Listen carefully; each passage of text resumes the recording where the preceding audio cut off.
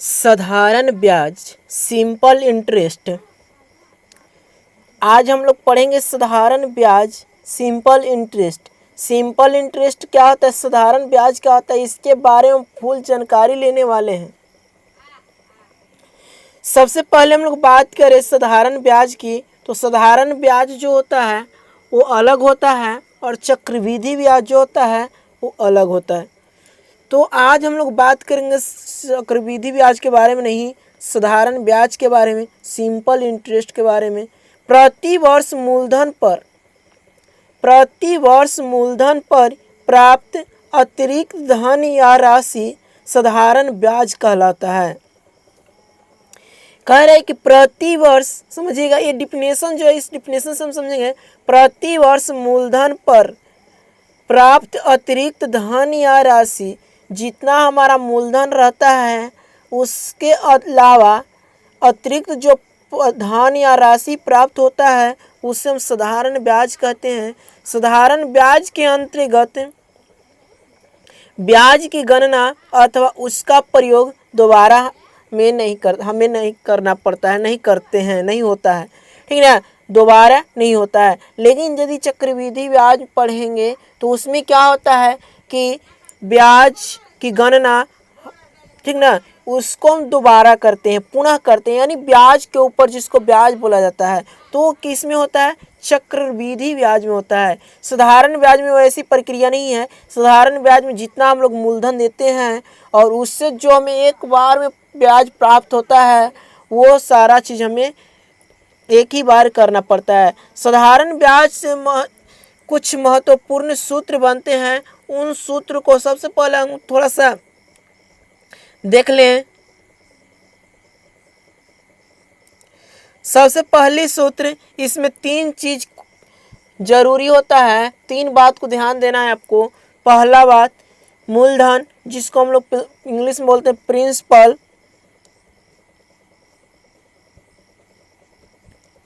मूलधन यानी प्रिंसिपल। दूसरा होता है समय, टाइम, और तीसरा होता है दर यानी कि रेट।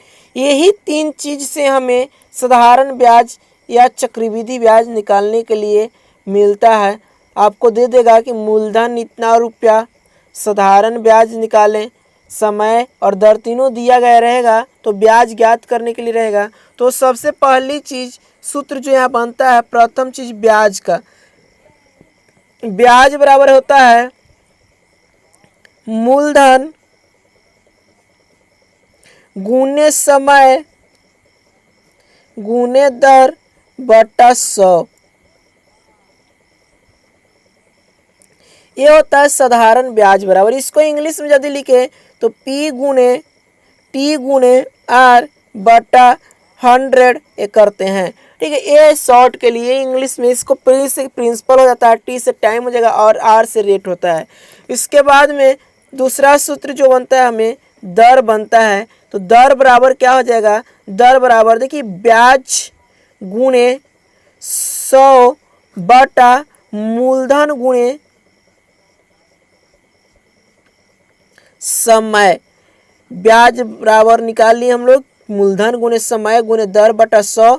अब यहाँ पे दर बराबर क्या है, ब्याज गुणे 100 बटा मूलधन गुणे समय। ये फॉर्मूला है। इसी फॉर्मूला पे हम लोग सारा काम आगे करेंगे इस वाले चैप्टर में।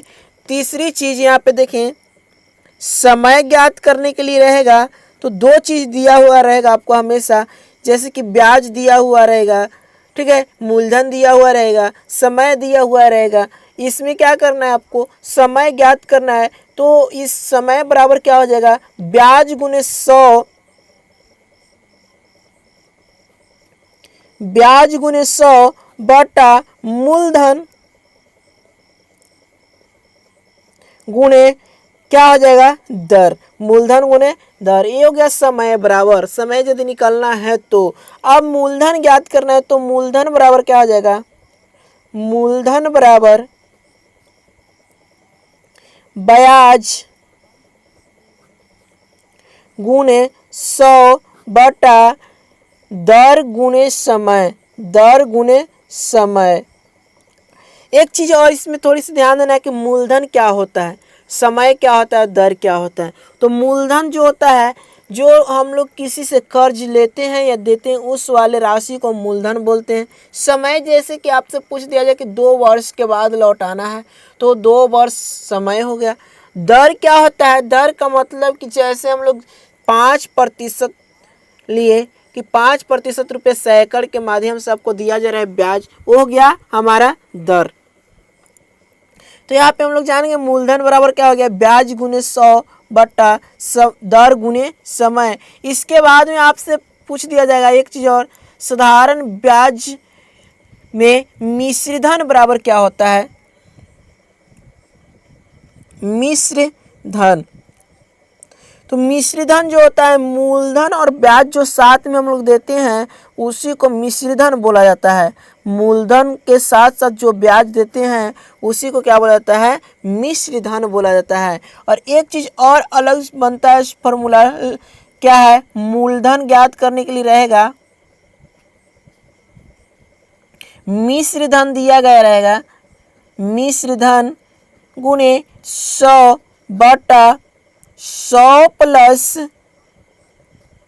समय गुने दर। ये चीज़ रहेगा, मिश्र धन दिया गया रहेगा, तो अभी इसको हम क्या करेंगे, लागू करेंगे।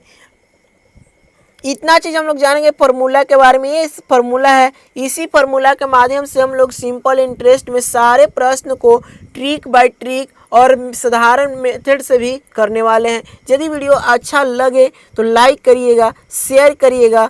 अब चलिए हम लोग बढ़ते हैं इस वाले चैप्टर का प्रथम प्रश्न में। प्रथम प्रश्न किस प्रकार से बनता है उसके बारे में हम लोग जानते हैं और उसको साधारण भाषा में हम लोग समझने का प्रयास करेंगे कि साधारण भाषा में किस प्रकार से इस वाले चैप्टर में साधारण ब्याज का निकाला जाता है उसके बारे में। तो चलिए बढ़े अब प्रश्न की ओर। ये रहा मेरा फर्स्ट प्रश्न, कह रहा है कि 500 रुपये का 4% वार्षिक ब्याज की दर से 2 वर्षों में साधारण ब्याज क्या है। सबसे पहली चीज, जो 500 रुपया पे दिया हुआ है, यह जो 500 रुपया दिया हुआ मूलधन है, इसी को हम लोग मूलधन बोलते हैं। तो यहाँ पे हम लिखेंगे मूलधन बराबर 500 रुपया, मूलधन बराबर 500 रुपया। करे कि मूलधन 500 रुपये की 500 रुपये का 4% वार्षिक ब्याज, यानी कि दर क्या हो गया, 4%। दर बराबर हो जाएगा 4% और 2 वर्षों के पश्चात कह रहा है, यानी कि समय बराबर क्या हो जाएगा, 2 वर्ष। यह बहुत ही आसान प्रश्न है, सबसे आसान प्रश्न है। अब इसको क्या करना है, साधारण ब्याज ज्ञात करना है। तो ब्याज बराबर हम लोग जानते हैं, अभी सूत्र हम लोग पढ़े, ब्याज बराबर मूलधन गुने समय गुने दर बटा क्या होता है, 100।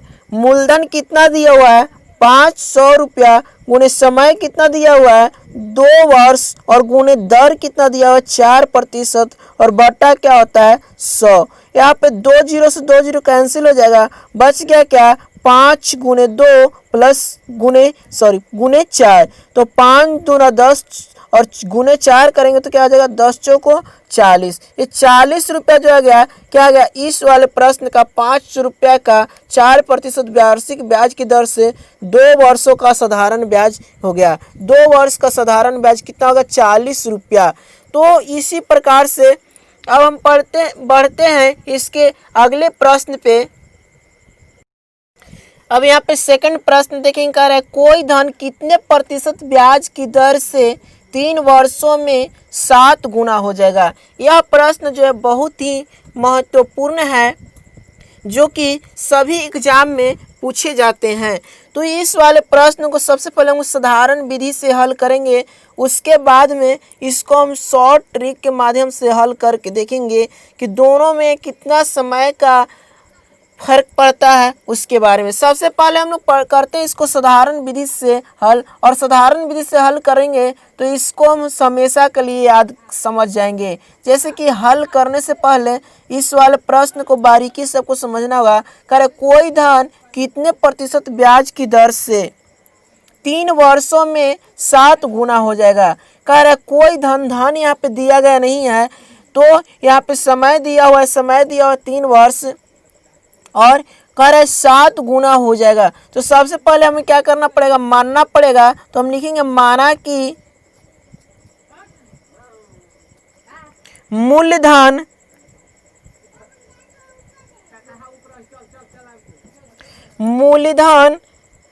बराबर P, ठीक है, मूलधन बराबर P।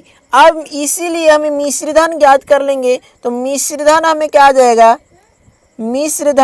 मिश्रधन करे 7 गुना, करे 3 वर्षों में 7 गुना हो जाएगा, यानी कि मिश्रधन क्या हो जाएगा 7P हो जाएगा, 7 गुना हो गया, 7 गुना हो जाएगा। और दर बराबर क्या हो जाएगा, दर बराबर R प्रतिशत हम ले लेंगे, दर बराबर R प्रतिशत। जब इतना चीज हमें प्राप्त हो गया तो इससे हम क्या करेंगे, ब्याज ज्ञात कर लेंगे। तो ब्याज बराबर क्या होता है, मूलधन दिया हुआ है और मिश्रधन दिया हुआ है, तो हम ब्याज ज्ञात करेंगे, समझेंगे। तो ब्याज बराबर क्या होता है, मिश्रधन माइनस मूलधन। ब्याज बराबर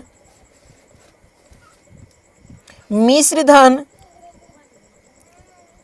माइनस मूलधन। मूलधन यहाँ पे मिश्रधन दिया हुआ 7P माइनस मूलधन क्या है P। अब इसको घटा लेंगे तो क्या आ जाएगा 6P, यानी कि ब्याज कितना आएगा 6P आ गया। जब ब्याज 6P आ गया तो अब इसे करना क्या है, प्रश्न के अनुसार चलना है। प्रश्नानुसार, प्रश्न क्या कह रहा है, प्रश्न को आप पढ़ेंगे। प्रश्नानुसार कह रहे कोई धन कितने प्रतिशत ब्याज की दर से 3 वर्षों में 7 गुना हो जाएगा। तो सबसे पहले यहाँ पे ब्याज हमें पता है, तो ब्याज बराबर हम लोग जानते हैं क्या होता है, ब्याज बराबर होता है मूलधन गुने समय गुने दर बटा 100। यहाँ पे जबकि ब्याज दिया हुआ है हम लिख लेते हैं ब्याज बराबर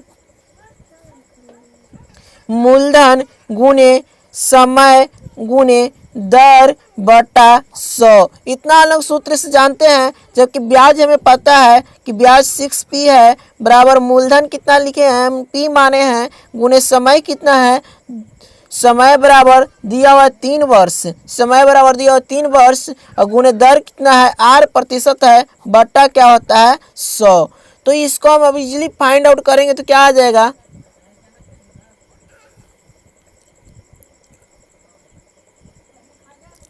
इसको सबसे पहले क्रॉस मल्टीप्लिकेशन करेंगे। तो यहाँ पे क्या आ जाएगा 600P बराबर P गुने 3, इसीलिए R बराबर हम लिखेंगे 600P बटा P गुने 3।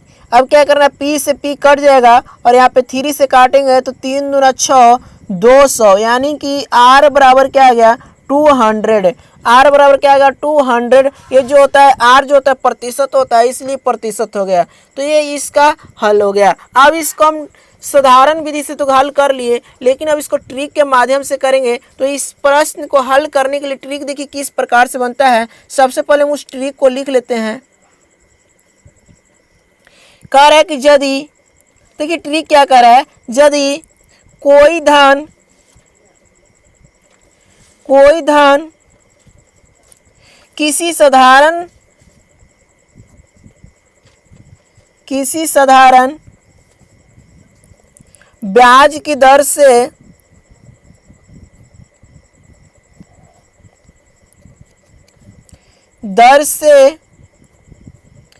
X वर्षों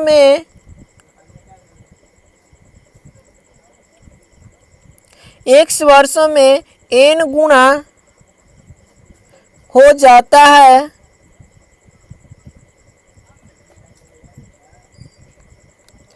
तो दर बराबर क्या होगा। तो दर बराबर क्या होता है, दर बराबर क्या हो जाएगा N-1 गुने 100 बटा X। यही ट्रिक से हमें क्या करना है, इस वाले प्रश्न को हल कर लेना है। चलिए हल कर लेते हैं। सबसे पहले प्रश्न को देखते हैं, प्रश्न क्या कह रहा है। प्रश्न कह रहा था कोई धन कितने प्रतिशत ब्याज की दर से 3 वर्षों में 7 गुना हो जाएगा। तो यहाँ n जो दिया हुआ गुना दिया हुआ है, यानी कि 7 माइनस यहाँ पे क्या करेंगे समझेंगे 7 - 1 गुने 100 और बटा कितना है वर्ष समय जो दिया हुआ है, यहाँ पे समय क्या आ जाएगा 3। अब इसको हल कर लेंगे तो क्या आ जाएगा यहाँ पे, चलिए 7 में से 1 घटा लेंगे तो क्या 6 गुने 100 बटा क्या आ जाएगा 3। अब काट देंगे 3 दूनी 6, यानी कि बच गया क्या 2 गुने 100 बराबर 200%। इसका हल है। तो इस वाले ट्रिक से इस प्रकार से हम ऐसे प्रश्न को आसानी से हल कर लेते हैं। ऐसे ही ट्रिक और आगे मैं अगले वीडियो में देने वाला हूं। यदि वीडियो अच्छा लगा है तो लाइक करें, शेयर करें और मेरे चैनल को सब्सक्राइब करें। Thanks for watching.